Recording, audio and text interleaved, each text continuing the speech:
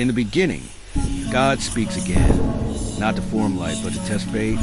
And it came to pass that God tested Abraham. He said to him, Abraham. And Abraham said, Here I am. Then God said, Take your son, your only son Isaac, whom you love, and go to the land of Moriah. Offer him there as a burnt offering on one of the mountains I will show you. So Abraham rose early in the morning, saddled his donkey, and took 2 of his young men with him, and Isaac his son. He split the wood for the burnt offering, and arose and went to the place God had told him about. On the 3rd day, Abraham lifted his eyes, and saw the place afar off. And Abraham said to his young men, Stay here with the donkey, the boy and I will go over there to worship, and we will come back to you. Abraham took the wood of the burnt offering, and laid it on Isaac his son. And he took the fire in his hand, and a knife, and the 2 of them went together.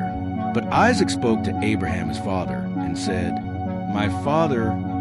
He said, Here I am, my son. Then Isaac said, Look, the fire and the wood, but where is the lamb for the burnt offering? And Abraham said, My son, God will provide for himself a lamb for a burnt offering. So the 2 of them went on together. They came to the place of which God had told him. And Abraham built an altar there, and arranged the wood. He bound Isaac his son, and laid him on the altar upon the wood. Then Abraham stretched out his hand, and took the knife to slay his son. But the angel of the Lord called to him from heaven, and said, Abraham, Abraham. And he said, Here I am. And he said, Do not lay your hand on the boy, nor do anything to him. For now I know that you fear God, since you have not withheld your son, your only son, from me. Then Abraham lifted his eyes and looked, and there behind him was a ram, caught in a thicket by its horns. So Abraham went and took the ram, and offered it up as a burnt offering instead of his son. And Abraham called the name of that place, The Lord will provide. As it is said to this day, On the mountain of the Lord it shall be provided. Then the angel of the Lord called to Abraham a second time out of heaven, and said, By myself I have sworn, says the Lord, because you have done this thing, and have not withheld your son, your only son. Blessing I will bless you, and multiplying I will multiply your descendants, as the stars of the heaven, and as the sand which is on the seashore. And in your seed all the nations of the earth shall be blessed, because you have obeyed my voice.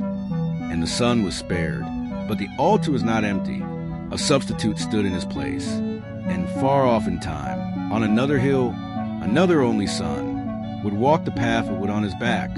He would not be spared, but through him all nations would be blessed.